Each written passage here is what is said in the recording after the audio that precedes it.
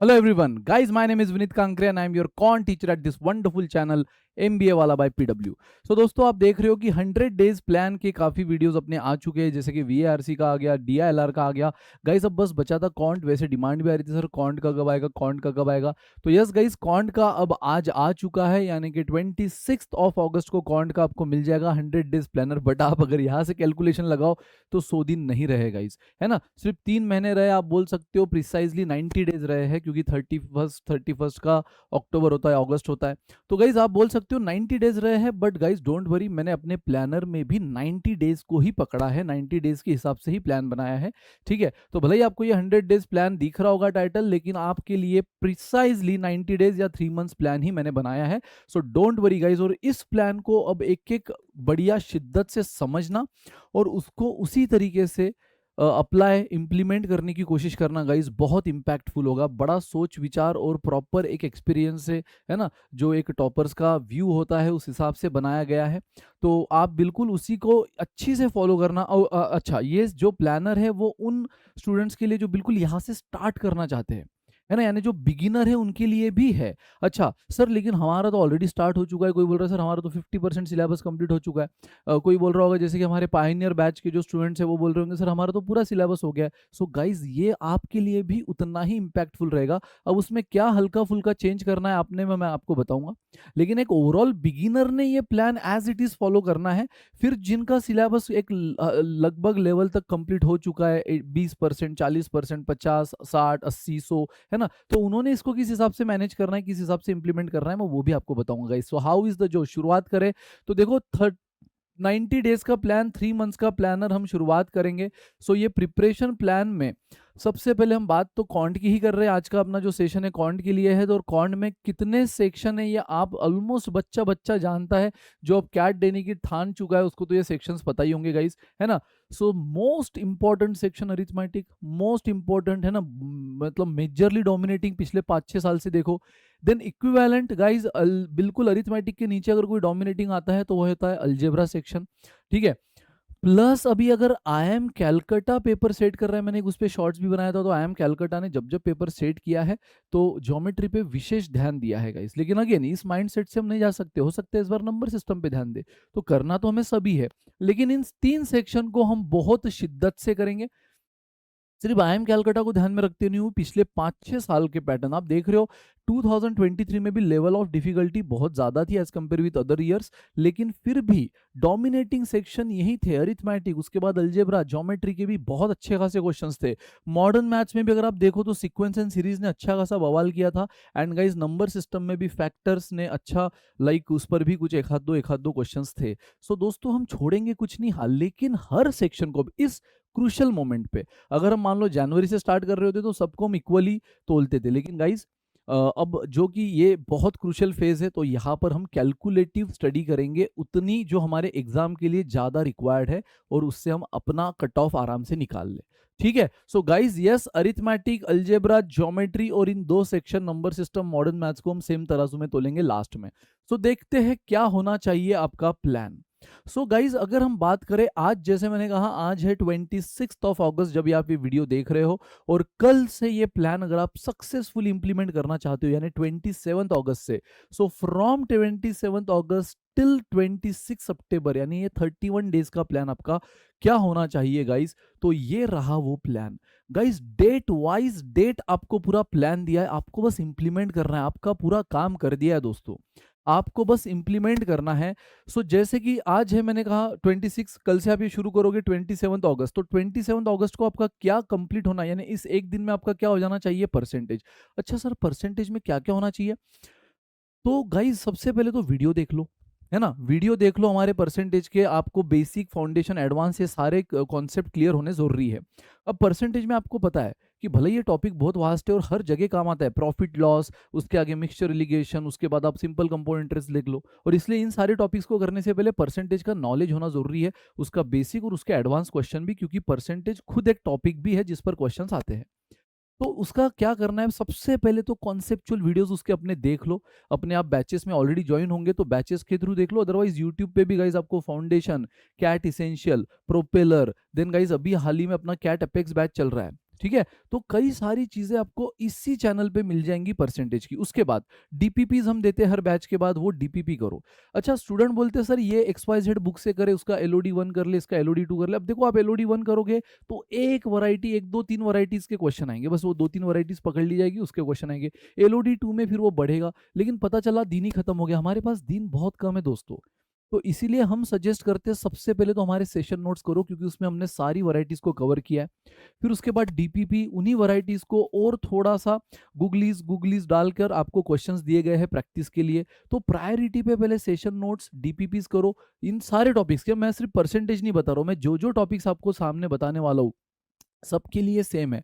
पहले वीडियो देख लो, अपनी कॉन्सेप्चुअल क्लैरिटी क्लियर करो। तो सबसे फर्स्ट स्टेप क्या होनी चाहिए, आपका कॉन्सेप्ट क्लियर होना चाहिए। उसके बाद जो आपने देखा, जिन क्वेश्चंस के थ्रू आपने कॉन्सेप्ट क्लियर किए, तुरंत उसको फटाफट कर डालो, यानी कि सेशन नोट्स। ठीक है, उसके बाद गाइस क्या आना चाहिए, डीपीपीज। बराबर, हम हमारी अगर पेड बैच से होगे तो आपको तो सारे बैचेस की जैसे डीपीपीज आप जिस बैच से हो वो तो मिलेगी ही, लेकिन वैसे भी हमने फ्री बैचेस यूट्यूब पे काफी चलाई है, उसकी भी डीपीपी अपने ऐप पे आपको दिख जाएगी गाइस। तो डीपीपीज आप करो, प्लस हम वीकली टेस्ट लेते हैं वो क्वेश्चन करो, है ना, वीकली टेस्ट के क्वेश्चन करो। उसके अलावा आई डोंट थिंक टाइम बचेगा अब आपके पास, इस जो बिगिनर है उनके लिए बोल रहा हूँ मैं। अच्छा, है ना, जो बिगिनर है उनके लिए आई डोंट थिंक टाइम बचेगा, तो आपको कोई बुक की जरूरत नहीं है। लेकिन जैसे मैंने कहा, आप में से कई एस्पिरेंट ऐसे होंगे जो ऑलरेडी 20, 40, 60, 80, 100% सिलेबस कंप्लीट कर चुके होंगे, है ना। तो गाइज आपने क्या करना है, सर क्या हम ये प्लानर फॉलो कर सकते हैं? यस। अरे बाकी लोग उसको वीडियो कॉन्सेप्ट देखेंगे, है ना, उसके नोट्स करेंगे, आप ये स्टेजेस ऑलरेडी कर चुके हो। आपने सिंपली क्या करना है, आपने देखो मैंने एक हैंड रिटन नोट्स पर, एक रिवीजन स्ट्रेटेजी पर एक वीडियो बनाया था, उसमें मैंने कहा था हैंड रिटन नोट्स बनाना शुरू करो। जो जो नई नई चीजें देखते हो, अगर आपने वो वीडियो देखा होगा गाइस, आपको पता होगा, जो जो नई चीजें देखते हो, नया फॉर्मूला, नया ट्रिक, नया अप्रोच, नया कॉन्सेप्ट, तो उसका तुरंत एक नोटबुक, हैंड रिटन नोटबुक बना लिया करो। तो फटाफट आपको अब ये पूरा वीडियो देखने की जरूरत नहीं, उससे फटाफट रिवाइज कर लो कॉन्सेप्ट को। कहीं अटक रहे हो तो वीडियो देखो, अगर सारी चीजें याद है तो फटाफट रिवाइज कर लो। उसके बाद सेशन नोट्स, डीपीपी को फास्ट रिवाइज कर लो। आप एक्स्ट्रा बुक्स ले सकते हो, आपके पास वो टाइम है ना, वो कन्वीनियंस है कि आप एक्स्ट्रा बुक से पढ़ाई कर सकते हो। साथ ही में आप वीकली टेस्ट तो देते ही हो, बट आप सेक्शनल टेस्ट भी देना शुरू कर दो, क्योंकि आप ये स्टेजेस पार कर चुके हो, तो एक पढ़ाओ आप आगे हो। यस गाइज, जो बिगिनर है आप भी अभी भी क्रैक कर सकते हो, लेकिन हाँ, जो ऑलरेडी कुछ कर चुके हैं, है ना, तो गाइज आपने फटाफट रिवाइज करके, जिस दिन परसेंटेज उस दिन परसेंटेज का ही रिवीजन करो, और उसके एक्स्ट्रा क्वेश्चन जितना ज्यादा हो सके क्वेश्चन, और हो सके तो टॉपिक वाइज टेस्ट देना शुरू कर दो। टॉपिक वाइज टेस्ट देना शुरू कर दो, ये आपके लिए एक कहीं ना कहीं स्पीड और एक्यूरेसी को मैनेज करने के लिए, है ना, दोनों को तालमेल जमाने के लिए सबसे बेहतरीन टाइम होगा ये पीरियड, जहां पर आप इनका रिवीजन करके तुरंत टॉपिक वाइज टेस्ट देना शुरू करो। तो गाइज अगेन, किस टॉपिक को कितना टाइम लगना चाहिए मैंने ये तक आपको बता दिया है। तो रेशो प्रपोर्शन 2 दिन गाइज, इसको 2 दिन, क्योंकि इसमें काफी कॉन्सेप्ट आते हैं, जैसे पार्टनरशिप आता है, वेरिएशन आता है। सो 2 दिन आप रेशो प्रपोर्शन क्या करना है, अब ये बार बार हर टॉपिक के लिए नहीं बताएंगे। सबसे पहले concept, then session notes, then DPPs, then extra practice material. अगर आपको करना है, टाइम है तो कर सकते हो, ठीक है। वो जो बिगिनर है, जो बिगिनर नहीं है गाइज, आपने तो फटाफट कॉन्सेप्ट आपके क्लियर है, अपने रिवीजन नोटबुक से फटाफट उसको क्लियर कर लो। जरूरत पड़ी तो वीडियो देखो, अदरवाइज नो नीड। आप जितना हो सके और एक्स्ट्रा मटेरियल से प्रैक्टिस करो। नोट्स डीपीपीज हो चुकी है, एक बार रिवीजन करो। अब आपको उसका रिवीजन कैसे करना है, पूरा नोट्स पूरा डीपीपी नहीं करना है, जो कर चुके हैं उन्होंने रैंडम क्वेश्चन उठाना है ना। अब 30 क्वेश्चन अगर डीपीपी में, रैंडम 4-5, और वो भी सीक्वेंस में नहीं, इधर उधर के उठाओ। और अगर वो बन रहे तो बहुत बढ़िया। कोई क्वेश्चन ऐसा होगा आपका जब तो जो तब नहीं बना होगा, उसको अभी करने की कोशिश करो आप, क्योंकि अभी आपका ऑलरेडी थॉट प्रोसेस डेवलप हो चुका है, ठीक है। और हो सके तो जितना हो सके, जो बिगिनर है उसके कंपैरिजन में आपका सबसे प्लस एडवांटेज ये है, जिनका सिलेबस अच्छा खासा 50% है, उससे ऊपर हो चुका है, कि आप टॉपिक वाइज टेस्ट देना शुरू कर सकते हो, सो दैट आप स्पीड एक्यूरेसी को अभी से मैनेज करना शुरू करो। एंड गाइज, जो बिगिनर है उन्होंने एक चीज याद रखना है, कि जो फ्रेंड उनका ऑलरेडी पहले से प्रिपरेशन कर रहा था, अगर वो दिन के 4 घंटे दे रहा है, तो आपको 6 घंटे देना है। अगर उसके लेवल तक आना है, कैट एग्जाम आते आते अगर उस लेवल तक आना है आपको, तो ये एक्स्ट्रा एफर्ट्स, एक्स्ट्रा फाइट आपको मारनी होगी, ठीक है गाइस। तो उसी तरह सबसे पहला फोकस आप देख रहे हो हमारा अरिथमेटिक पे है, percentage, ratio, averages, simple compound, किसको कितने दिन देना है, डेट वाइज बोल दिया है, आप पे नहीं छोड़ा है, डेट वाइज पूरा प्लानर बनाया है गाइज, है ना। Profit loss, time work, time speed, distance, सबसे ज्यादा 4 दिन इसको हमने दिए हैं, क्योंकि ये वास्ट है, जो पढ़ चुका है वो जानता है। और इंपॉर्टेंट है, जनरली इस पे क्वेश्चंस आता ही है गाइस। ये सब हो जाने के बाद आप एक बार रिवीजन करोगे, पूरे अरिथमेटिक का एक बार रिवीजन कर लोगे, 2 दिन पूरा कंप्लीट। 12 और 13 सितंबर, 11 को आपका सब हो जाना चाहिए। 12 और 13 सितंबर को आप रिवीजन करोगे। ये रिवीजन मतलब आपके लिए जितना हुआ है, अगेन गाइस मैं फिर से, जो बिगिनर है ना, आपको भी अभी से सलाह दे रहा हूँ, जब आप कोई टॉपिक पढ़ोगे एक नोटबुक बनाना शुरू करो, short note, hand written notes की, जिसमें कोई भी नया कॉन्सेप्ट, फॉर्मूला, कॉन्सेप्ट, ट्रिक आती है, तुरंत लिख लिया करो। नया वैरायटी का क्वेश्चन आता है, तुरंत लिख लिया करो। ये एंड मोमेंट रिवीजन पे हेल्प करेगा, फास्ट रिवीजन हो जाएगा। और साथ ही में अगर इसका कुछ बैकलॉग रह गया तो वो भी इसी 2 दिन में कंप्लीट करने की कोशिश करो, है ना। कट टू कट जाना है गाइज, नो हॉलीडे, है ना, नो संडेज, डायरेक्ट दिवाली मनाएंगे। यस, दिवाली का भी ध्यान रखा गया है, ठीक है। So guys don't worry. So दोस्तों ध्यान देना, ये सारी चीजें हो चुकी है। 18 डेज आपको पूरा पहले अरिथमेटिक को देना है, फिर आप जंप करोगे अलजेब्रा पे, जो कि इक्वली डोमिनेटिंग है। सबसे पहले आप पढ़ोगे एक्सपोनेंट, जो आगे लॉगरिथम में, इनइक्वालिटी में, ऑलमोस्ट सब जगह काम आता है, ठीक है। उसको एक दिन इनफ है, क्योंकि टॉपिक वास्ट नहीं है ज्यादा। अच्छा, तो गाइज ये सब जब आप करोगे, सेशन नोट्स वैसे तो आपको हमारे पीवाईक्यूज मिल ही जाएंगे, लेकिन जो अब तक हमसे नहीं जुड़ा है कोई बैचेस के थ्रू, तो आपने, है ना, आप हमारे सेशन नोट्स जो फ्री बैचेस है उसकी डीपीपी तो कर ही रहे हो। जो हम एडवांस क्वेश्चन अभी एपेक्स, प्रोपेलर इन बैचेस में ले रहे हैं वो आप कर ही रहे हो गाइज। लेकिन साथ ही में गाइज आपको एक याद रखना है, पीवाईक्यूज भी करते चलना है।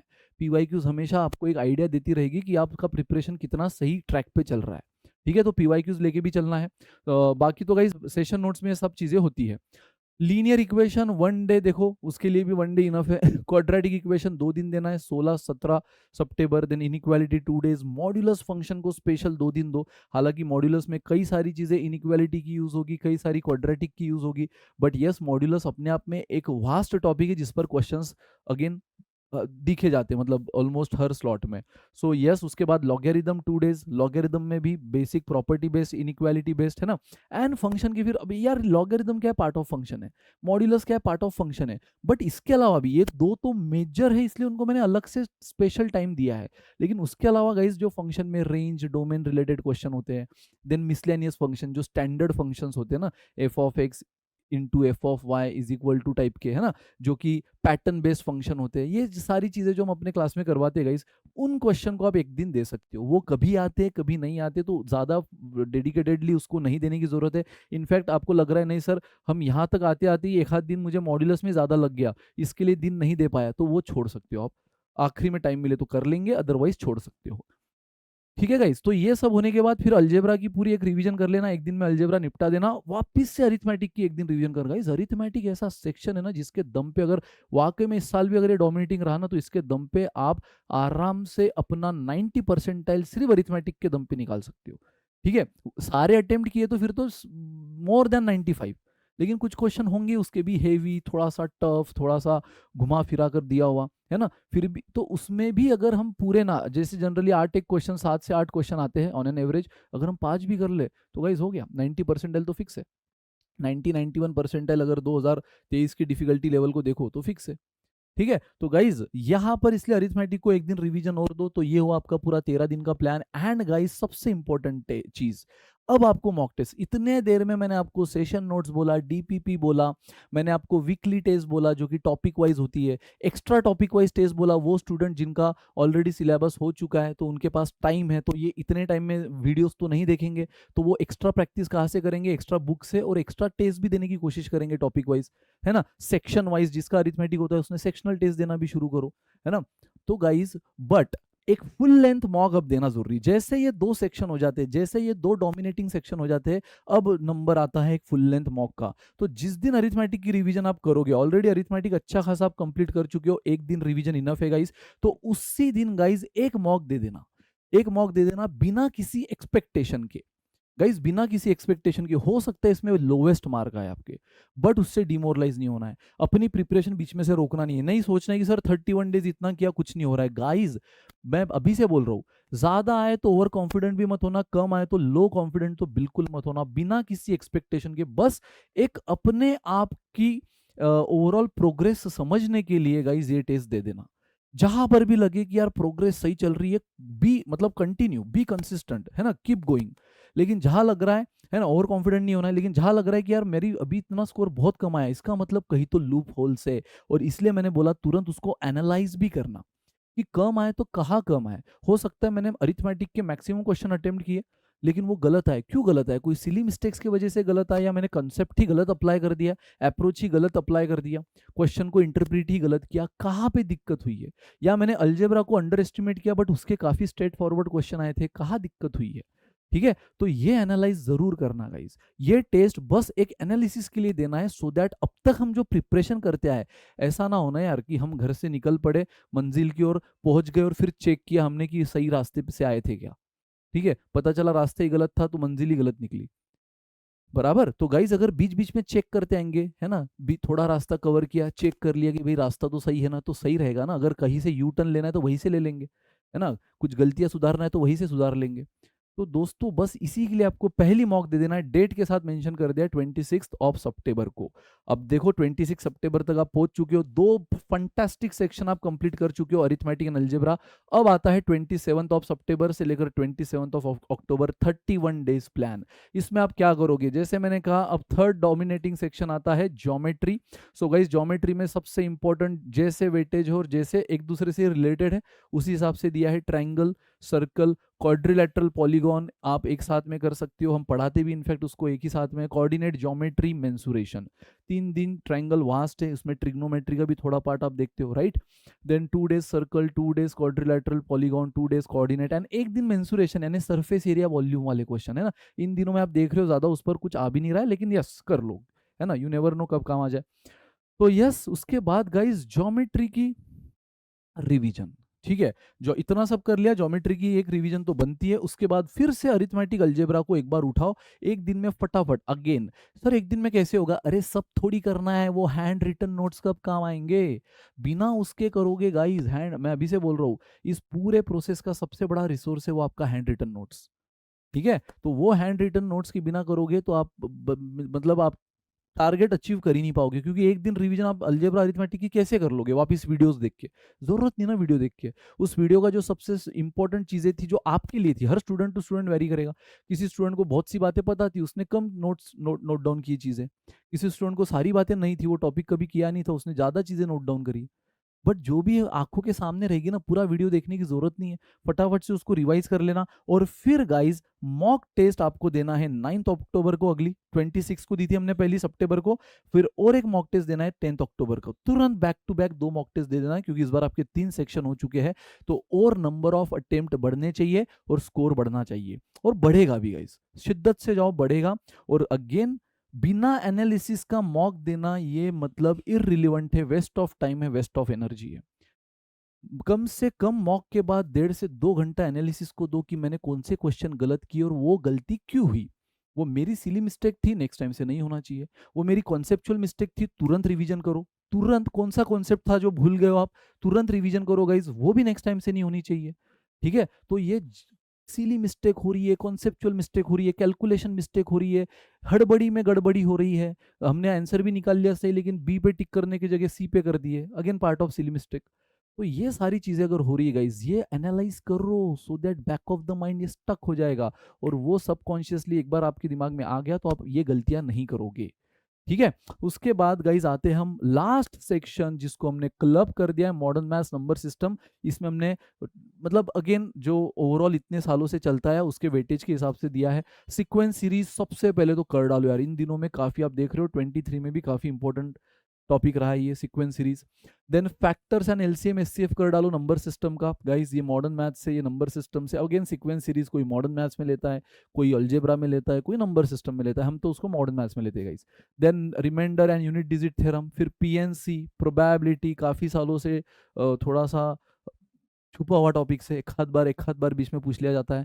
ठीक है, इसलिए उसको प्रायोरिटी के हिसाब से लास्ट में रखा है। And trailing zero maximum power theorem. In fact guys ये सेक्शन पे आते आते मैं तो बोलूँ कि पहले 2-3 भी अगर आप कर लो, 1-2 भी 2-3 भी आप कर लो तो ठीक है। यहाँ तक अगर आप कर पाओ, उतना स्टेमिना है, उतना आपका अभी भी माइंड पावर काम कर रही है कि मैं पिछला नहीं भूल रहा हूँ, है ना, पता चला ये करने के चक्कर में पिछला भूलते जा रहे हो, जो इंपॉर्टेंट है वो मत करना।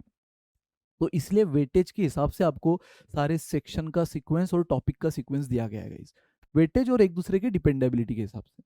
ठीक है, तो जैसे इनइक्वालिटी डायरेक्ट नहीं पढ़ा सकते बिना क्वाड्रेटिक के, इसलिए पहले क्वाड्रेटिक ही बोला है, बाद में इनइक्वालिटी बोला है। सेम तो डिपेंडेबिलिटी के हिसाब से और वेटेज के हिसाब से, तो हो सके तो ये सेक्शन करना जरूर। पूरा ना कर सको तो एटलीस्ट जैसे कहा कि पहले 2-3 टॉपिक काफी इंपॉर्टेंट है वो तो भी कर लेना, पूरा हो गया तो बल्ले बल्ले। ठीक है गाइस, तो अगेन नहीं तो सीक्वेंस सीरीज भी एटलीस्ट कर लेना क्योंकि ये इंपॉर्टेंट है।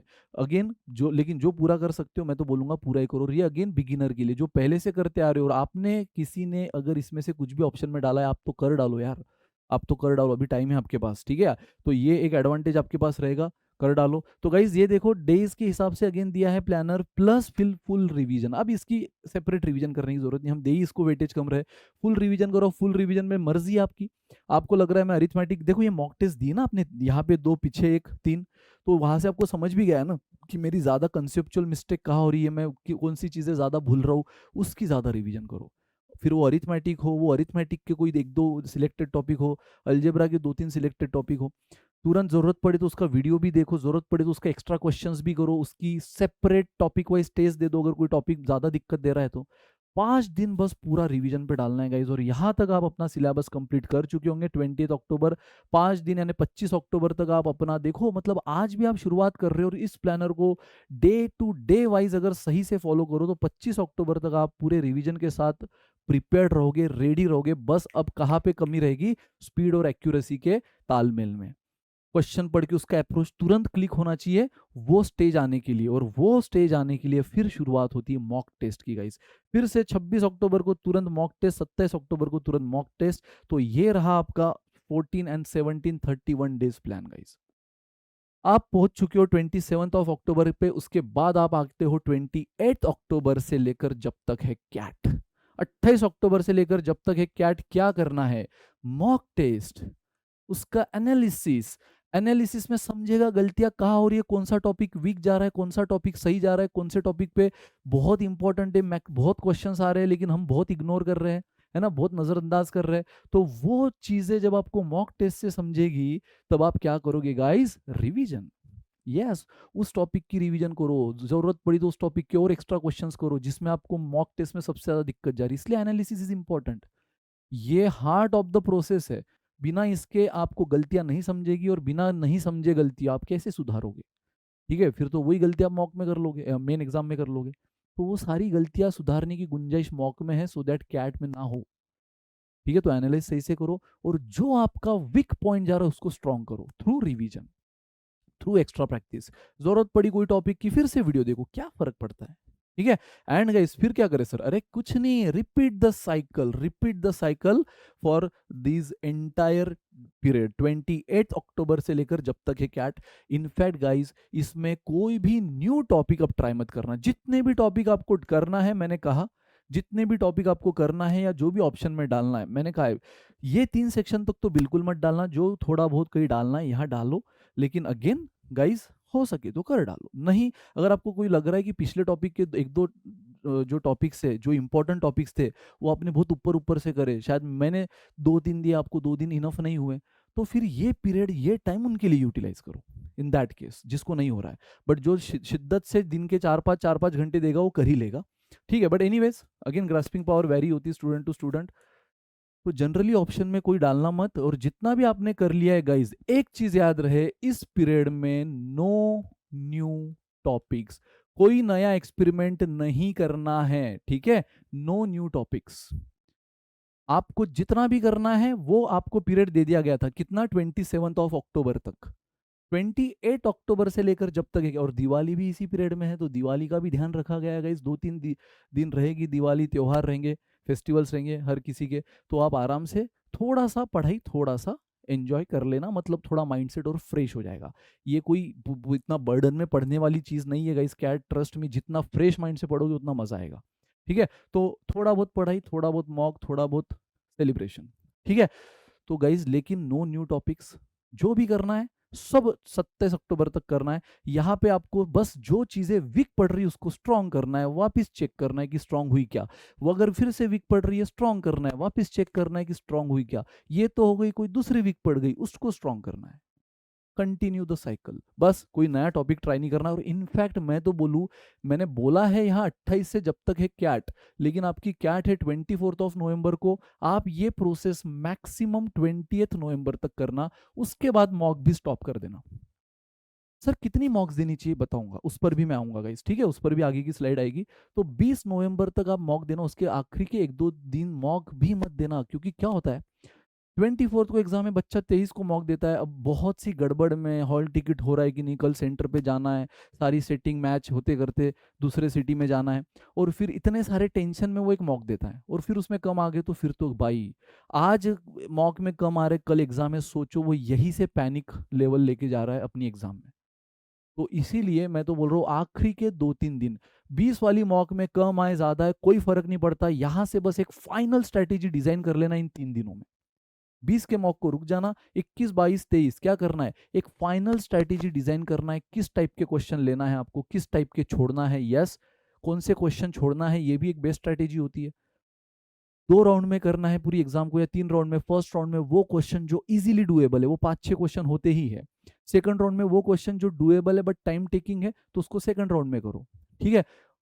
तो कोई कोई फर्स्ट राउंड में ये दोनों चीजें कर देता है ना, और थर्ड राउंड में बाय चांस अगर टाइम मिले तो वो क्वेश्चन जो शायद डायरेक्ट तो हो नहीं रहे लेकिन कुछ अलग अप्रोच से, going with options, going with logic, अगर ऊपरा ऊपरी सॉल्व हो सके तो ट्राई करो, दैट्स फॉर थर्ड राउंड, ठीक है। लेकिन फर्स्ट 2 राउंड की क्या स्ट्रेटेजी होनी चाहिए, कौन से क्वेश्चन लेना है, कौन से छोड़ना है, ये सब ये 21, 22, 23 को करना है ना। रिवीजन जरूर करना, रिवीजन जरूर करना, मैंने क्या कहा, मॉक रोक देना, मॉक देना रोक देना। रिवीजन भी कहाँ से करना है, अपने वो हैंड रिटन बुक से, पता चला कोई फॉर्मूला भूल गए हो फटाफट देख लेना, कोई अप्रोच भूल रहे हो फटाफट देख लेना, रिवीजन करो, लेकिन वो मॉक मत देना आखिरी के 3 दिन।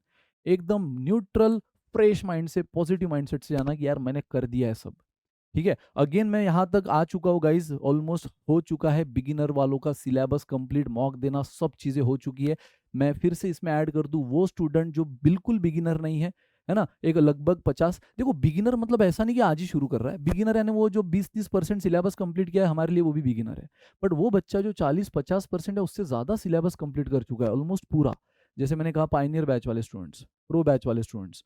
तो गाइज आप लोगों ने यही प्लानर फॉलो कर सकते हो, बस इसमें आपको क्या कर देना है, आपको एक्स्ट्रा प्रैक्टिस क्वेश्चंस बढ़ा देने हैं थ्रू वेरियस रिसोर्सेस अपने, ठीक है। प्लस अपने टॉपिक वाइज मॉक्स, सेक्शनल मॉक ये बढ़ा देना है, प्लस फुल लेंथ मॉक भी बढ़ा देना है। ये 2-2-4 ये जो मैं बोल रहा हूँ अक्टूबर में, सितंबर में एक, ये बिगिनर के लिए, तो सर हमने कितनी देनी चाहिए उस पर मैं बात करूंगा। तो आप लोगों ने प्लानर डिक्टो फॉलो कर सकते हो, लेकिन नंबर ऑफ क्वेश्चंस बढ़ा दो, number of topic wise test, sectional test and mock test बढ़ा दो, बस।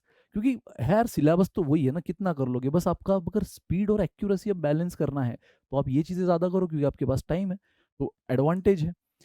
तो आते हैं गाइज अब लास्ट चीज, मॉक टेस्ट की क्या स्ट्रेटेजी होनी चाहिए सर, मतलब स्ट्रेटेजी तो बता दी, कब देना है, कैसे देना है, एनालाइज कैसे करना है, उसका क्या फायदा होता है, लेकिन कितनी देना है। तो यस, जैसे कि बिगिनर का प्लानर मैंने बता दिया है कि सितंबर में तो वो 1 देगा, जो कि डेट भी मुझे याद है 26, देन अक्टूबर में वो 4 देगा गाइज, बराबर, 2 ज्योमेट्री होने के बाद और 2 नंबर सिस्टम मॉडर्न मैथ्स होने के बाद, एंड नवंबर में याद है ना 28 अक्टूबर से लेकर जब तक है कैट, 28 अक्टूबर से लेकर जब तक है कैट, कितने दिन आते हैं, लगभग देखा जाए तो 24 दिन आते हैं, अगर मैं 21, 22, 23 को छोड़ भी दूं तो, है ना, 21, 22, 23, 24 नवंबर छोड़ भी दूं, 20 नवंबर तक भी देखूं तो 24 डेज आते हैं, तो कम से कम 15 से 20 मॉक देनी। बिगिनर्स वालों ये सोचो, आपका मैक्सिमम टाइम यहाँ सिलेबस कंप्लीशन में जाने वाला है, और इसीलिए आपने कर दिया कंप्लीट, अच्छी से प्रैक्टिस सब हो गई है, 2-4-5 मॉक भी दे दिए, यहाँ मैक्सिमम पीरियड मॉक, उसकी एनालिसिस और उससे होने वाली गलतियों को सुधारने में लगाना है, यानी रिवीजन में लगाना है। No new topics. दिवाली अगर आप मना भी लो फिर भी 20 दिन तो आपके पास बच ही जाते हैं गाइस, है ना। हर दिन एक मॉक देनी है, 2 घंटे की मॉक, उसके बाद 2 घंटे का एनालिसिस, उसके बाद 2 घंटे का उस पर काम करना, फिर वो क्वांट में खराब जा रहा हो, वो वीआरसी में खराब जा रहा हो, डीआईएलआर में खराब जा रहा हो, मॉक स्ट्रेटेजी तो सबके लिए एप्लीकेबल है, ठीक है। इनफैक्ट जो स्टूडेंट ऐसे जिनका 100% सिलेबस हो गया उनका, लेकिन वीआरसी वीक जा रहा है, तो उन्होंने ये पीरियड उस पर ज़्यादा ध्यान दो, क्वांट वीक जा रहा है तो इस पे ज़्यादा ध्यान दो। तो ये आपके पास एडवांटेज है, मैं बार बार बोल रहा हूँ, जिनका 40-50% के सिलेबस ऊपर हो चुका है उनके पास एडवांटेज है कि वो थोड़ी ज़्यादा प्रैक्टिस, ज़्यादा मॉक्स दे सकते हैं। अच्छा सर फिर ज्यादा मॉक कितनी? हाँ तो ये तो बिगिनर के लिए हुई। गाइज वही जिनका पूरा सिलेबस हो चुका है या लगभग 70-80% सिलेबस हो चुका है, खासकर अरिथमेटिक अलजेब्रा हो चुका है, उन्होंने सितंबर में ही कम से कम 5 मॉक्स दे दो। बराबर 5 से 6 मॉक सितंबर में दे दो, अक्टूबर में ही कम से कम 8 से 10 मॉक दे दो। ठीक है, इनफैक्ट मैं कम बोल रहा हूँ, यहाँ पे आप चाहे तो 10 to 12, ठीक है, यहाँ पे आप 5 to 7 मॉक्स दे दो, यहाँ 10 to 12 मॉक्स दे दो, और यहाँ पे भी गाइज अगेन 20 मॉक्स तो मिनिमम आप दे ही दो। आप 15 से 20 मत देना, 20 तो मिनिमम दे ही दो। तो ये एडवांटेज है ना यार, कम से कम आप लोग जहां पर बिगिनर 20 से 25 देंगे, आप लोगों की मिनिमम 40 होनी चाहिए। 45 हो गई तो बहुत बढ़िया, यहाँ पर लिमिट बढ़ा देना, 45 भी हो जाएगी। ठीक है, पर फुल लेंथ 40 करके भी चलेगा, बट आप लोग थोड़ा सा टॉपिक वाइज भी दो। जो टॉपिक आपका वीक जा रहा है उसको अच्छा सा प्रैक्टिस करके टॉपिक वाइज दो। सेक्शनल जो 2 सेक्शन अरिथमेटिक जैसा अगर इंपॉर्टेंट सेक्शन वीक जा रहा है तो उसको थोड़ा सेक्शनल टेस्ट से और बेटर करने की कोशिश करो। ठीक है गाइस, तो ये रहेगा एक ओवरऑल स्ट्रेटेजी जो कि हर एक एस्पिरेंट के लिए मैंने बोल दिया है कि फर्क नहीं पड़ेगा। मोटा मोटी सिर्फ फर्क कहाँ पड़ेगा, आपके नंबर ऑफ क्वेश्चंस में। प्लानर सब कोई सेम फॉलो कर सकता है, लेकिन जो बच्चा बिगिनर स्टार्टिंग से देख रहा होगा, आपका हो चुका है, फटाफट रिवीजन करके ज्यादा प्रैक्टिस करो, है ना। जो स्टूडेंट 1 महीने में सितंबर में 1 मॉक देगा, आप 6-7 मॉक दे दो क्योंकि आपका हो चुका है। ठीक है, फटाफट रिवीजन करके 5-6 मॉक दे दो। वीकली टेस्ट तो सभी देंगे, लेकिन आप सेक्शनल टेस्ट भी देना शुरू कर दो। बराबर, मैं अगेन ये मॉक्स में मैंने सेक्शनल काउंट नहीं करे, ये फुल लेंथ है, क्लियरली मेंशन है। फुल लेंथ इतनी होनी चाहिए बिगिनर की, कम से कम 20-25, और इनकी तो 40-45, जो अच्छा खासा लेवल पे आगे आ चुके हैं। ठीक है गाइस, तो यही फर्क रहेगा, बाकी सिलेबस तो सबके लिए सेम है। थोड़ा एक्स्ट्रा प्रैक्टिस, इनकी थोड़ी कम प्रैक्टिस बिगिनर्स वालों की। ठीक है, इनका थोड़ा एक्स्ट्रा मॉक्स, इनका थोड़ा कम मॉक्स बिगिनर वालों का। लेकिन फिर सेम तराजू में कैसे आएंगे, तो यहाँ जिन दिन के अगर ये 4 घंटा दे रहे हो तो बिगिनर्स वालों आपने 6-7 घंटा देना है, 6 घंटा मिनिमम। ठीक है, तो आ जाओगे, है ना। फिर कैट में देख लेंगे गाइस, है ना। जो बेस्ट करेगा, कंसिस्टेंटली करेगा, डेडिकेटेडली करेगा, और उस 2 घंटे पे अपने आपे को संभालेगा, अपने पैनिक लेवल को संभालेगा, अपने ऊपर कॉन्फिडेंट, ट्रस्ट, बिलीव करेगा, वो डेफिनेटली बाजी मारेगा। तो दैट्स इट गाइस। जो आपका फिर एक्सपेक्टेड कट ऑफ है 99.5 प्लस, फिर वो 100 भी हो सकता है ना। 99.5 प्लस आप आराम से ले लोगे। तो thank you so much, I hope ये वीडियो इम्पैक्टफुल होगा। इसको फॉलो करो गाइज, ये ऐसे ही हवा में नहीं बनाया है, सोच समझ के प्रैक्टिकली जो एग्जीक्यूट हो सकता है और आपको रिजल्ट दे सकता है, प्रोडक्टिव रिजल्ट, उसी सोच पे बनाया गया है। ठीक है, सो मिलते हैं गाइस नेक्स्ट सेशन में। आई होप मजा आया होगा, बता दो कैसा लगा। मिलते हैं नेक्स्ट सेशन ऐसे ही इंपॉर्टेंट और strategy oriented. Till then bye, good day, take care, enjoy.